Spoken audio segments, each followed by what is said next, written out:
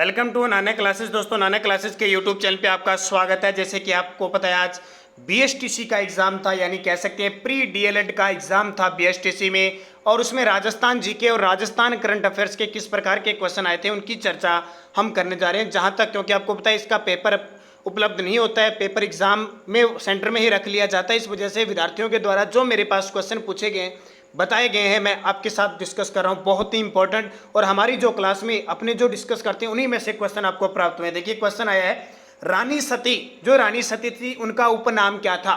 तो रानी सती का जो उपनाम था वो नारायणी देवी था। रानी सती का उपनाम नारायणी देवी था। एक ये क्वेश्चन पूछा गया, आसान सा क्वेश्चन पूछा गया, पार्वती नदी से किन जिलों को लाभ होता है? जो पार्वती नदी है, पार्वती नदी से किस जिलों को लाभ होता है? अब हमने बहुत बार पढ़ा था कि पार्वती नदी है वो किन जिलों में बहती है। तो पार्वती नदी जो धौलपुर वाले क्षेत्र में है, चंबल की सहायक नदी है, धौलपुर, करौली, इन क्षेत्रों को लाभ मिलता है। तो वो ऑप्शन पे डिपेंड था कि ऑप्शन में किस प्रकार का क्वेश्चन दिया था। लगभग हम जब पार्वती नदी की बात करते हैं तो पार्वती नदी 12, कोट्टार, इन क्षेत्रों में बहती है। तो हो सकता है वहां पे ऑप्शन किस प्रकार का था उसके हिसाब से, क्योंकि पार्वती नदी 2 है। डाकन प्रथा कब समाप्त हुई थी? तो मेवाड़ में सबसे पहले डाकन प्रथा समाप्त हुई थी 1853 में। डाकन प्रथा 1853 में समाप्त हुई थी। इस प्रकार का क्वेश्चन था, विद्यार्थी के द्वारा जो हमें क्वेश्चन भेजे गए प्राप्त हो गए। उसके अलावा क्वेश्चन आता 56 का मैदान, ये मैदान कहाँ है? 56 का मैदान कहाँ है? तो आपको पता है माही नदी के 56 नदी नालों का समूह 56 का मैदान है। तो जो प्रतापगढ़ और डूंगरपुर बांसवाड़ा का क्षेत्र है वो 56 का मैदान है, माही नदी बनाते हैं। अब उस ऑप्शन में क्या क्या था ये पता नहीं, क्योंकि क्वेश्चन सीधे उपलब्ध। 56 का मैदान का क्षेत्र कह सकते हैं दक्षिणी जो वागड़ क्षेत्र था वो था। प्रथम वन नीति कब लागू हुई? तो बहुत बार मैं आपको बता चुका हूं, प्रथम वन नीति है वो 2010 में लागू हुई थी। 18 फरवरी 2010 को प्रथम वन नीति लागू हुई थी। राजस्थान के अंदर बात की जाती है। वैसे तो सेंटर में हम वन नीति के तहत 1952 से स्टार्ट होती है, 1952 की वन नीति की बात करते हैं, लेकिन राजस्थान के संदर्भ में क्वेश्चन पूछा था 2010 में। फिर देखिए, करंट का क्वेश्चन मैंने कितनी बार आपको बताया था, जापानी क्षेत्र कहां स्थित है?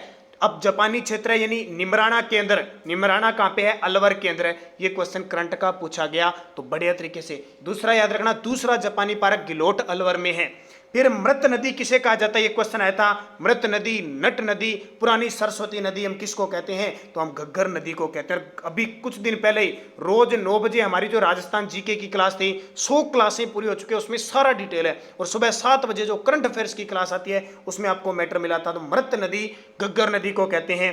क्वेश्चन आता है, राष्ट्रीय मरु उद्यान कहां स्थित है? मैंने कहा था ना, बजट में जिसकी भी घोषणा होगी उसका क्वेश्चन आएगा। तो मरु उद्यान जैसलमेर और बाड़मेर में स्थित है। अगर ये क्वेश्चन आया, 3162 वर्ग किलोमीटर राजस्थान का सबसे बड़ा राष्ट्रीय उद्यान है और इसके लिए ग्रीन प्रोजेक्ट चलाया गया है। गार्नेट क्षेत्र कहां का प्रसिद्ध है? अब ये गार्नेट खनिज है। गार्नेट क्या है?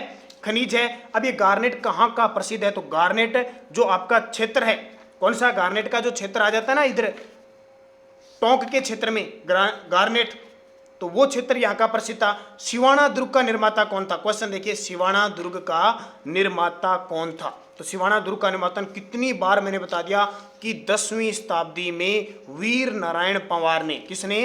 10वीं शताब्दी में वीर नारायण पंवार ने इसका निर्माण करवाया था। ये कहाँ पे है?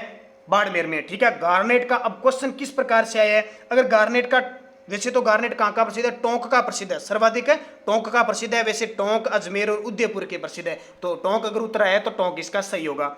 फिर क्वेश्चन आया था, जामरकोटड़ा किस खनिज के लिए प्रसिद्ध है? कितनी बार बता दिया, जामरकोटड़ा उदयपुर का। एक क्वेश्चन हर बार पेपर में आता है, रॉक फॉस्फेट के लिए प्रसिद्ध है। जामरकोटड़ा किस खनिज के लिए प्रसिद्ध है? रॉक फॉस्फेट के लिए प्रसिद्ध है। और ये कहाँ पे खान है? उदयपुर में है। फिर राजस्थान का सबसे कम लिंगानुपात वाला जिला कौन सा है? राजस्थान का सबसे कम लिंगानुपात धौलपुर जिले का है। सबसे कम लिंगानुपात किसका? धौलपुर का। सबसे ज्यादा डूंगरपुर का है। तो ये क्वेश्चन जनगणना का आ गया। फिर पिछवाई कहाँ की प्रसिद्ध? आज सुबह करंट अफेयर्स की क्लास में बात हुई थी। नाथ द्वारा राजसमंद में कृष्ण जन्माष्टमी पर नाथ द्वारा महोत्सव मनाया जाता है श्रीनाथ जी का, और वहां की पिछवाई कला प्रसिद्ध है। राजस्थान का 1857 की क्रांति का विद्रोह कहां से शुरू हुआ? कितना आसान है, मैंने कहा था ना क्रांति से क्वेश्चन आसान से आएगा। 1857 की विद्रोह 28 मई 1857 को नसीराबाद अजमेर से शुरुआत हुई थी। ये क्वेश्चन आया आपको लिए। फिर इसके अलावा सफेद शहर के नाम से किससे प्रसिद्ध है? देखो ये आजकल बड़ा चर्चित है, व्हाइट सिटी किसको कहते हैं? उदयपुर को, क्योंकि उदयपुर के जो शहर है उसको व्हाइट सिटी से रंगा, यानी व्हाइट रंग से रंगा जाता है। जैसे गुलाबी नगरी किसको कहते हैं? जयपुर को। नीला शहर किसको कहते हैं? जोधपुर को। उसी प्रकार जो व्हाइट सिटी बनने जा रही है वो उदयपुर है। ये क्वेश्चन आ गया। पिछली बीएसटीसी में ब्लू सिटी पूछा था। रज्जब जी का संबंध किस संप्रदाय से थे? तो आसान सा क्वेश्चन है, रज्जब जी का संबंध किस संप्रदाय से थे? तो रज्जब जी दादू दयाल जी के शिष्य थे, रज्जब जी, ठीक है। तो दादू संप्रदाय से संबंधित था। लिल्टांस किसकी रचना है? एक तो था लिल्टांस पक्षी, एक लिल्टांस रचना है ये कन्हैया लाल सेठिया की, जो चूरू के हैं। ये क्वेश्चन आया। जनजाति हॉकी एकेडमी, ये देखो दोस्तों 9 अगस्त विश्व आदिवासी दिवस पर जनजाति बालक बालिका एकेडमी उदयपुर में अंदर बनाई गई है। ये क्वेश्चन आ गया। देखो करंट का क्वेश्चन है। अब जो लगातार जुड़े थे करंट के साथ उनके तो क्वेश्चन गलत होंगे नहीं, और जो नए हैं तो ध्यान रखना दोस्तों, जो विद्यार्थी बीएसटीसी का पेपर है, चाहे पीटीटी का, आगे कोई भी एग्जाम देना, हमारा सुबह राजस्थान करंट अफेयर्स की क्लास आती है, राजस्थान जीके की क्लास आती है। आप इस चैनल को सब्सक्राइब करो, बेल आइकन का घंटा दबा लो ताकि नोटिफिकेशन आए, क्योंकि सारे के सारे राजस्थान का मैटर यहाँ उपलब्ध आपको होता है। चाहे आगे आप किसी की भी तैयारी करना, चाहे आगे पटवार की करना, कांस्टेबल की भर्ती आने वाली है, अभी सितंबर के लास्ट में फॉर्म होंगे, तो आपके लिए इंपॉर्टेंट होगा।